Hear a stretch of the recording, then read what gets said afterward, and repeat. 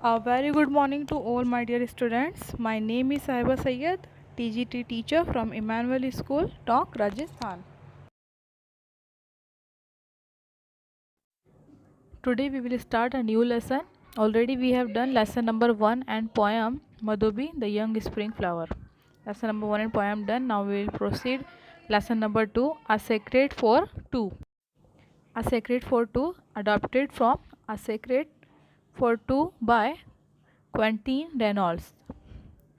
No one knew old Pierre's secret except Joseph, and he was not going to share it with anybody. कोई भी नहीं जानता था कि पियर का जो सीक्रेट है, जो राज की बात है, वो क्या है, एक्सेप्ट जोसेफ, जोसेफ के अलावा। यानी इस स्टोरी के अंदर एक राज की बात हो रही है, एक सीक्रेट की बात हो रही है, जो सीक्रेट दो लोगों के बीच में है, Pierre and another one is Joseph. और he was not going to share, और वो किसी के साथ भी कभी भी इस सीक्रेट को शेयर नहीं करेगा। तो इस सीक्रेट को जानने के लिए पढ़ते हैं ये chapter. Para 1। No one knew Prince Edward Street in Montreal as well as Pierre Dupin did. कोई नहीं जानता था पियर्स एडवर्ड स्ट्रीट के बारे में इतना, उन रास्तों को, उन गलियों को, मॉन्ट्रियल की। Montreal is a city in Canada, second largest city in Canada, जहाँ पे फ्रेंच लैंग्वेज बोली जाती है। तो पियर डुप्लिन उतनी ज़्यादा उन चीज़ को जानते थे, इतना कोई नहीं जानता था। For Pierre had delivered milk to the families on this street for 30 years now. और 30 साल से इन सेम एरिया में सेम लोगों को पियर जो है मिल्क डिलीवर्ड कर रहे थे। And for 15 of those 30 years, Joseph, a large white horse, had been driving the milk wagon used by Pierre. और इन 30 सालों में 15 साल तक तो जोसेफ इनके साथ नहीं था, लेकिन 15 साल बाद जब जोसेफ भी आ जाता है, उनका एक वाइट हॉर्स, वाइट घोड़ा, अ लार्ज वाइट हॉर्स। तो यहाँ से पता चलता है Joseph is not a human being, it's a animal, horse. Had been drawing, और 15 साल से उनकी जो कार्ट था वो पियर का जोसेफ ने संभाला हुआ था, वो चलाता था।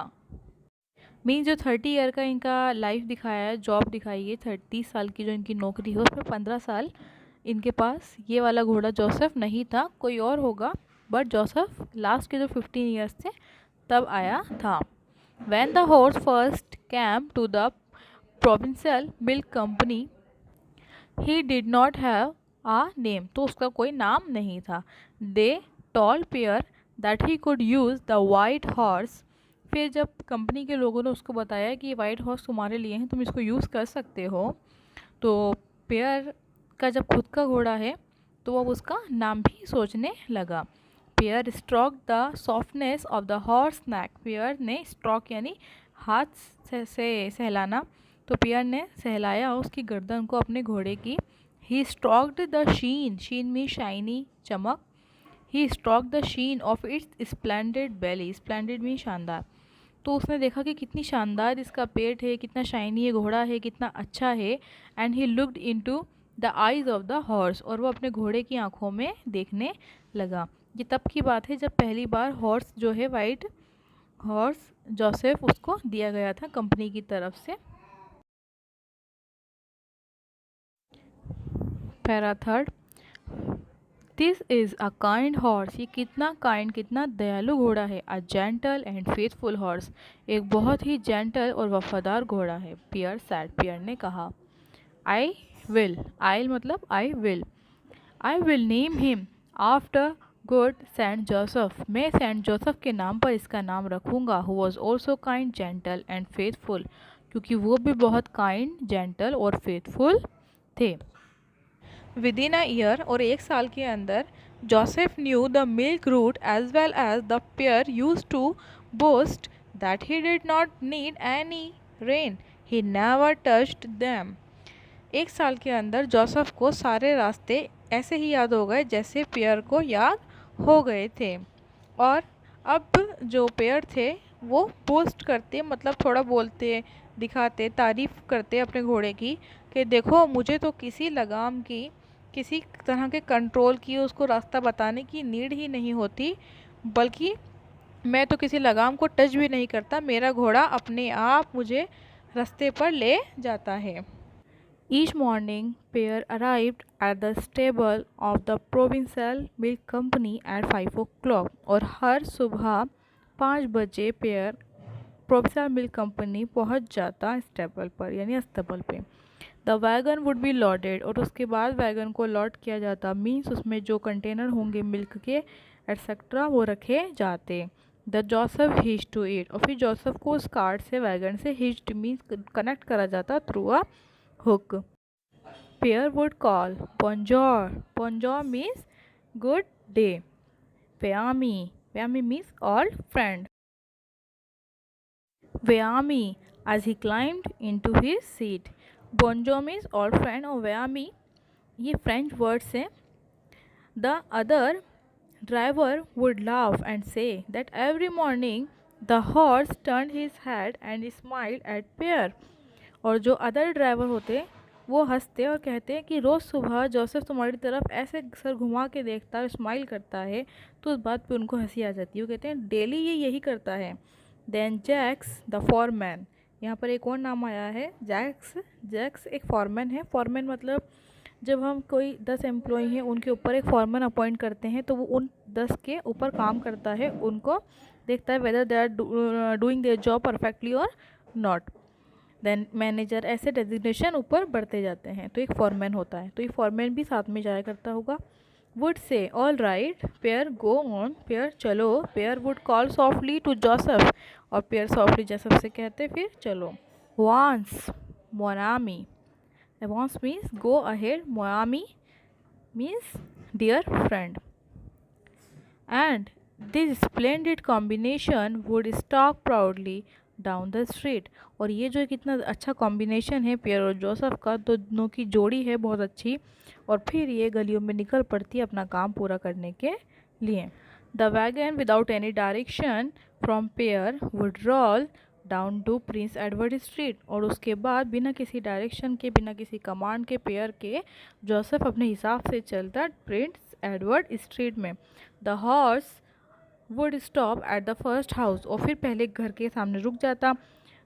Allow Pierre perhaps 30 second to get down from his seat and put a bottle of milk at the front door और फिर 30 सेकेंड, उसको पता था कि जोसेफ को 30 सेकेंड ही लगेंगे दूध की एक बोतल को घर के सामने वाले दरवाजे पर रखने में, और इतने सेकेंड वो अपने मालिक को देता, जोसेफ पियर को। मतलब ये कितनी अच्छी इन दोनों की केमिस्ट्री थी, एक दूसरे को इतना समझते थे।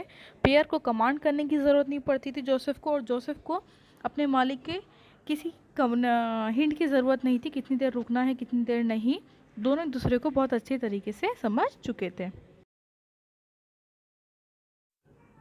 And would then go on और फिर इस तरीके से चलता जाता, अपने जो उसकी मेमोरी थी उसको मेमोराइज हो चुका था अच्छे से। स्किपिंग मीन्स स्किप करना होता है छोड़ देना। स्किप जैसे हम यूट्यूब पे कुछ वीडियो देखते हैं तो कोई एडवर्टीजमेंट आता है उसको स्किप करते हैं, मीन्स बीच में छोड़ देते हैं, स्किप करना छोड़ देना। स्किपिंग 2 हाउसेस, फिर 2 घर छोड़ देता। And stopping at the third और फिर तीसरे दरवाजे पर रुक जाता। उसको पता था कि कौन से घर हमसे जो दूध की डिलीवरी है वो लेते हैं, कौन से नहीं। सो दे वुड कंटिन्यू और इस तरीके से कंटिन्यू करता जाता पूरी गली में, down the length of the street, पूरी गली जैसी कवर करनी होती है ऐसी करता।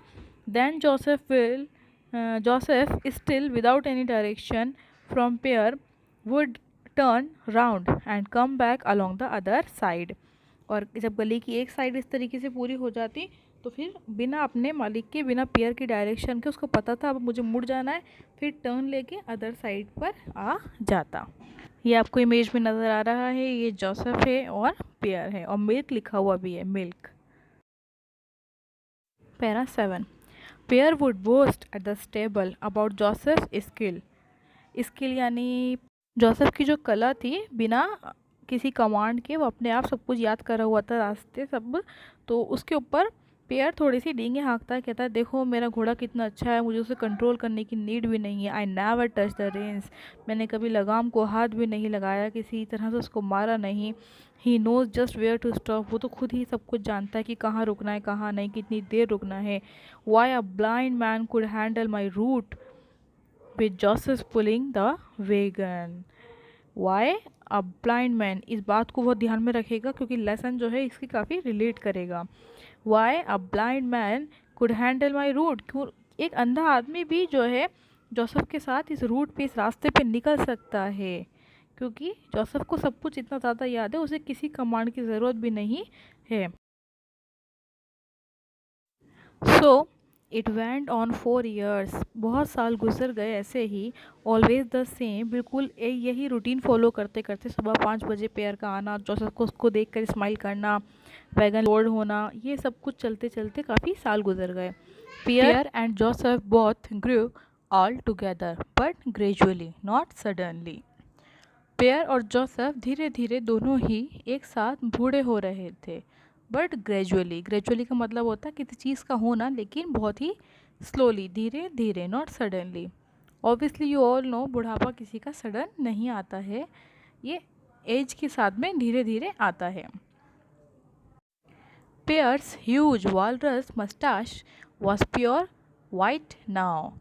अब पियर की जो मस्टाश थी, moustache means hair that grow between your nose and mouth, मूछें जिसे कहते हैं, वो अब पूरी तरीके से सफ़ेद हो चुकी थी. Joseph did not lift his knees so high और raise his head quite as much. Joseph जो घोड़ा था वो भी अब पहले जैसा नहीं था. पहले वो अपने पैरों को ऊंचा करके, जैसे घोड़े करते हैं, 2 पैरों को हवा में करते हैं ऐसे, पर वो अब नहीं कर पा रहा था. और raise his head quite as much, और अब अपना सर भी वो बहुत ज़्यादा ऊंचा नहीं कर पाता था. ये उसकी सिंबल से है कि हाँ वो बूढ़ा होने लगा था. As well as Pierre also. Jacques the foreman of the stable never noticed that they were both getting old until. Jacques जो फॉरमैन थे उन्होंने अब तक इस बात को कभी नोट नहीं करा था कि हाँ पियर और जोसेफ अब काफ़ी बूढ़े हो गए हैं. Until Pierre appeared one morning carrying a heavy walking stick. लेकिन उन्हें इस बात का रियलाइजेशन, एहसास तब हुआ जब उन्होंने देखा कि पियर को चलने के लिए एक लकड़ी का सहारा लेना पड़ रहा है. तब उनको लगा ठीक अब ये थोड़े बूढ़े होने लगे हैं. हे पियर, जैक्स लाफ्ड. जैक हंसता है पियर को देखकर और बोलता है, may be you got the gout. है, मुझे लगता है तुमको गाउट एक मेडिकल एक प्रॉब्लम है जिसमें हमारे जॉइंट्स में सीवियर पेन होता है, रेडनेस आ जाता है, टेंडरनेस होता है. तो बोलता है अच्छा तो तुम्हारे जोड़ों में दर्द है, तुमको ये प्रॉब्लम है, इसीलिए अब तुमको भी लकड़ी लेके चलनी पड़ रही है. इस क्लास में इतना ही. नेक्स्ट क्लास में we will proceed from para 10. But before leaving this class I want to tell you a short story, a moral story. So the title of this story is Shortcut, means आसान रास्ता. एक बार एक चिड़िया थी, उसके बहुत रंग बिरंगे खूबसूरत से पंख थे, पर वो थोड़ी सी आलसी थी. एक बार उसको बहुत ज़्यादा तेज़ की भूख लग रही थी. तभी पास से किसान जाता है. उस किसान के सर पर एक बैग रखा होता है. तो चिड़िया उससे पूछती है, किसान तुम कहाँ जा रहे हो और ये तुम्हारे सर पे जो है बैग, उसमें क्या है? तो किसान कहता है, इसमें कीड़े हैं, मैं इन्हें बाज़ार में बेचने जा रहा हूँ. तो चिड़िया कहती है, मुझे बहुत भूख लगी है, प्लीज़ तुम मुझे कुछ कीड़े खाने को दे दो. किसान कहता है, ठीक है मैं तुम्हें कीड़े तो दे दूँगा, पर बदले में तुम मुझे अपना एक पंख दो. उसका पंख बहुत रंगीन होते हैं. चिड़िया मान जाती है और उसे एक पंख दे देती है. अगले दिन फिर यही होता है. फिर वो किसान को रोकती है. फिर किसान वही शर्त उसके सामने रखता है कि पहले तुम मुझे अपना एक पंख दो, फिर मैं तुम्हें कीड़े दूंगा. चिड़िया सोचती है, अरे वाह, मुझे मेहनत भी नहीं करनी पड़ती, आराम से पेट भी भर जाता है, पेड़ पे बैठे बैठे ही खाना आ जाता है. तो चिड़िया उसको अपने पंख देने लगी. ऐसे करते करते रोज़ चिड़िया अपने पंख देने लगी और अपना पेट भरने लगी. एक दिन चिड़िया को बहुत भूख लगती है. चिड़िया फिर कहती है किसान से, लाओ मेरे कीड़े. तो किसान कहता है, तुम्हारे पास तो अब पंख ही नहीं बचे ना. चिड़िया बहुत रिक्वेस्ट करती है. किसान कहता है, नहीं, मैं तो पहले पंख लूँगा और फिर तुमको कीड़े दूंगा. और फिर चिड़िया भूख से मर जाती है.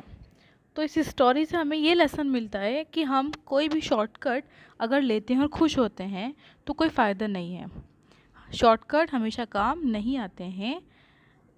अगर चिड़िया मेहनत करके अपना पेट भरती तो उसके वो खूबसूरत पंख भी उसके पास होते और उसकी जान भी ना जाती। So students, now take care of yourself, have a good day, bye.